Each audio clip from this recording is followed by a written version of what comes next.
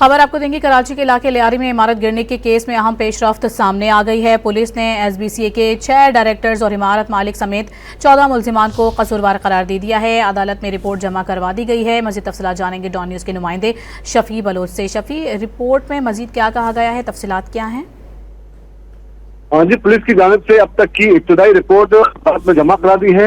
इसमें कहा गया कि पुलिस ने सिंध बिल्डिंग कंट्रोल अथॉरिटी के 6 डायरेक्टर्स और मालिक समेत 14 मुल्जिमान को कसूरवार ठहराया है। Local government housing town planning department Sindh के अफसर के मुद्दे पे दर्ज किया गया है।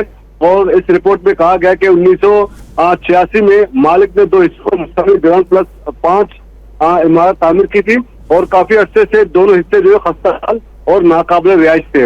20 फ्लैट पर मुश्तमिल इमारत का एक हिस्सा SBCA अफसरान की मुजरिमाना गफलत के बायस जो है वो जमीन बोस हुआ।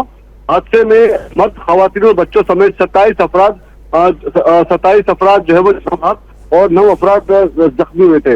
इमारत के खस्ताहाल होने से मुतालिक SBCA अफसरान को साल 2022 से ही इल्म था और मालूम होने के बावजूद SBCA अफसर ने संजीदा इकदाम नहीं किए, न ही इमारत खाली कराई। अफसरान ने गफलत और लापरवाही का मुजाहरा किया, इसकी वजह से इमारत जो है वो जमीन बोस हुई। बहुत शुक्रिया आपका शफी।